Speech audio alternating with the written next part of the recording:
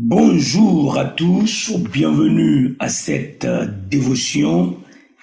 Gloire au Seigneur, sa parole est vivante, sa parole est puissante, sa parole délivre, sa parole guérit, sa parole donne l'espoir, sa parole donne la vie. Ce matin, nous ouvrons la parole de Dieu dans 1 Roi, le chapitre 18. Nous lisons les versets 16, 17 et 18. Abdias était allé à la rencontre d'Akab, l'informa de la chose. Et Akab se rendit au-devant d'Élie. À peine Akab aperçut-il Élie qui lui dit: « Est-ce toi qui jette le trouble en Israël ?» Verset 18, Élie répondit: « Je ne trouble point Israël, c'est toi au contraire, et la maison de ton père, puisque vous avez abandonné les commandements de l'Éternel et que tu es allé après les Baals. » Très important, cette rencontre organisée par Dieu, cette confrontation, elle nous enseigne le chemin que l'homme doit emprunter pour avoir la paix, pour avoir la vie. Akab, tout en colère, commence par accuser Élie. Lorsqu'il a vu Élie, lorsqu'il a aperçu Élie, il lui a posé cette question: « Est-ce toi qui jettes le trouble en Israël ?» Il cherche à condamner, à accuser Élie afin de le condamner. Il veut justifier ce qu'il a à cœur de faire contre Élie. Mais souviens-toi que Élie se présente devant Akab oint. Élie oint de Dieu. Élie bénéficie de la présence de Dieu. Élie représente, il est le représentant de l'Éternel en ce moment-là. Akab représente les Baals. Donc c'est une confrontation hautement spirituelle. Dieu confronte les Baals qui troublent en réalité Israël. Est-ce le Dieu d'Israël qui va troubler son peuple? Lorsque nous lisons le verset 18, Élie répondit: « Je ne trouble point Israël. » Alors il rectifie le tir et il dit la vérité. Il dit: « C'est toi, au contraire. C'est toi, Akab, et la maison de ton père, c'est vous qui troublez Israël. Je veux te donner les preuves. Tu as abandonné. » Il dit: « Vous avez, puisque vous avez abandonné les commandements de l'Éternel et que tu es allé après les Baals. » Voici le véritable problème. Abandonner les commandements de l'Éternel et se tourner vers d'autres dieux. Toi qui m'écoutes, si tu n'as pas encore reçu Christ, si tu n'as pas encore fait la paix avec Dieu, sache que tu as sémé la graine du trouble, du malheur dans ta vie. Abandonner les commandements de l'Éternel produit le trouble mental, produit le trouble social, produit le trouble national produit le trouble dans les cœurs, dans les foyers, dans les familles, dans les villes, partout où les commandements de l'Éternel sont bafoués, sont ignorés au profit des dieux, des idoles, il y a du trouble. Il n'aura pas de paix, il n'y aura pas de paix. Il n'y a pas d'espoir pour le mal, il n'y a pas d'espoir pour celui qui aime le mal. Alors, allons voir dans Deutéronome, le chapitre 30, à partir du verset 15, « Vois, je mets aujourd'hui devant toi la vie et le bien, la mort et le mal, car je te prescris aujourd'hui d'aimer l'Éternel ton Dieu, de marcher dans ses voies et d'observer ses commandements, ses lois et ses ordonnances, afin que tu vives et que tu multiplies, et que l'Éternel, ton Dieu, te bénisse dans le pays dont tu vas entrer en possession. » Écoute bien le verset 17. « Mais si ton cœur se détourne, si tu n'obéis point, et si tu te laisses entraîner à te prosterner devant d'autres dieux et à les servir, je vous déclare aujourd'hui que vous périrez, que vous ne prolongerez point vos jours dans le pays dont vous allez entrer en possession. Après avoir passé le Jourdain, j'en prends aujourd'hui à témoin contre vous le ciel et la terre. J'ai mis devant toi la vie et la mort, la bénédiction et la malédiction.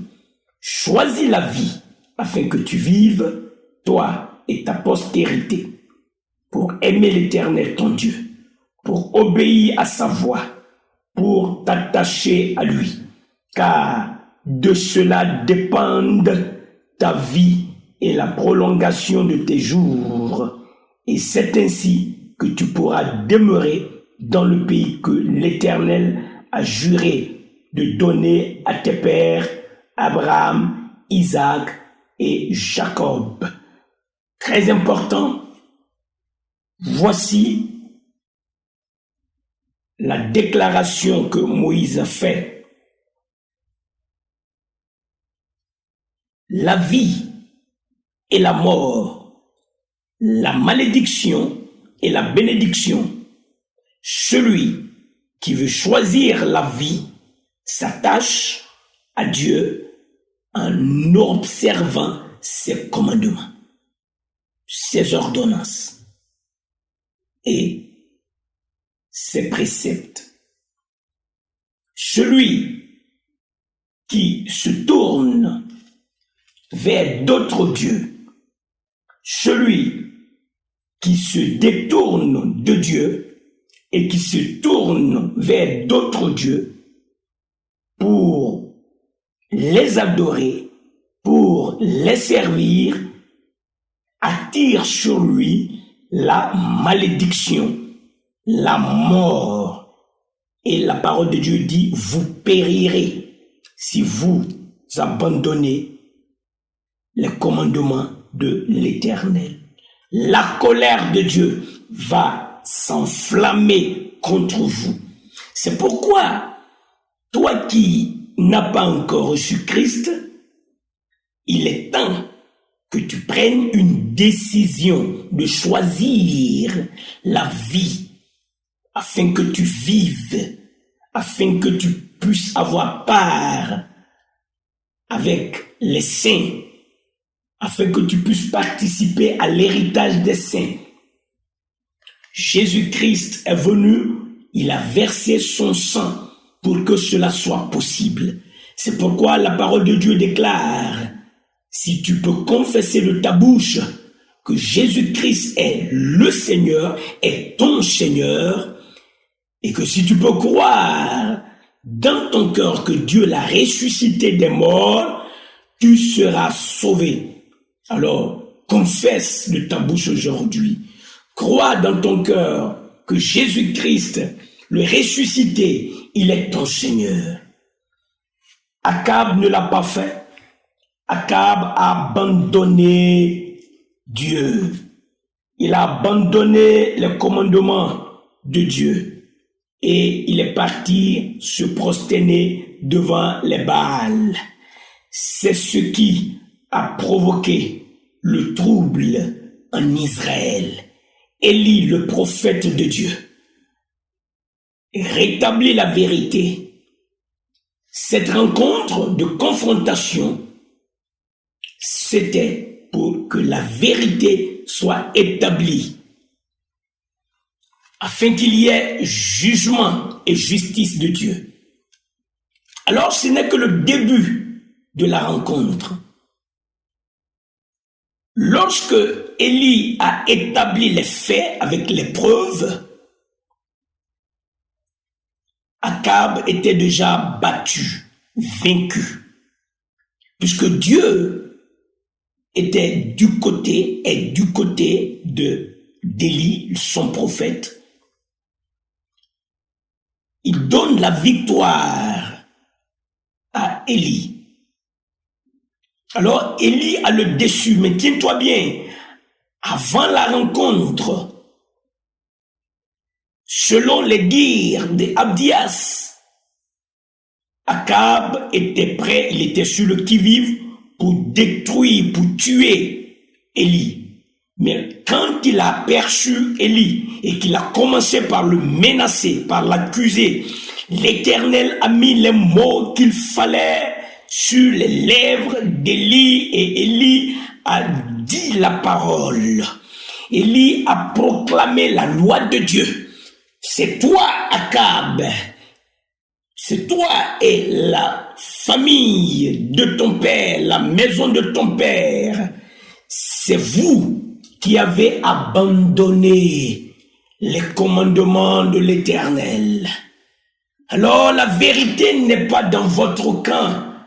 Vous n'êtes pas dans la vérité. C'est vous qui avez troublé Israël. C'est vous qui êtes en train de faire souffrir.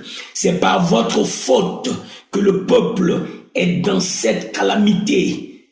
Maintenant, vous allez payer pour cela.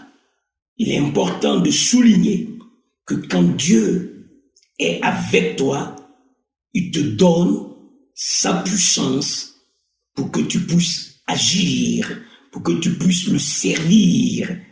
Akab était roi, il avait toute l'autorité de faire décapiter Élie. Mais parce qu'il était dans le péché, que Dieu n'était pas avec lui, il ne pouvait rien faire à Élie. Élie avait donc l'autorité. Il a rétabli la vérité. Mais ce n'est pas tout. Qu'est-ce qui va suivre? Qu'est-ce qui va se passer après que Élie ait dit la vérité à Akab pour lui dire « C'est toi le coupable ». Dieu est venu pour exercer un jugement. Alors, nous en parlerons à la prochaine dévotion. Pour l'heure, toi qui as connu Christ, souviens-toi que tu as la bonne part. N'abandonne pas l'auteur de la vie. Ne foule pas aux pieds ce grand salut qu'il t'a accordé. Ne méprise pas le sang innocent qui est versé pour tes péchés. Vis comme un enfant de Dieu. Vis comme un enfant de lumière, car autrefois, nous étions des ténèbres, maintenant, nous sommes devenus lumière en Christ, marchons comme des enfants de lumière. Choisis la vie en t'accrochant au Seigneur Jésus, en fixant tes regards sur lui. Choisis la vie en méditant sa parole et en la mettant en pratique. Choisis la vie en communiquant les vertus de celui qui t'a appelé des ténèbres à son admirable lumière, à tes enfants, à ton entourage, à ta génération. Le faisant, l'Éternel a dit, je ne te délaisserai point, je ne t'abandonnerai point. Il est Dieu fidèle. Il a préservé la vie d'Élie, même en présence d'Akab. Il préservera ta vie. Ô Père Saint, merci de nous aider à comprendre ces paroles profondes. Merci de nous aider à ne pas nous détourner de tes commandements. Si quelques-uns l'ont fait, ô Dieu, aie compassion et qu'ils reviennent. Je prie pour ceux qui sont en train de prendre la décision de recevoir Jésus-Christ. Merci de les recevoir. Merci de leur donner le pouvoir de devenir enfants de Dieu. Je te loue pour ceux que tu es en train de guérir. Merci parce que l'or et l'argent viennent de toi. Merci Éternel de ce que tu pourvois nos besoins selon ta richesse avec gloire en Jésus-Christ. Merci de ce que aujourd'hui encore nous pouvons proclamer que Jésus-Christ est notre Seigneur. Alléluia. Amen.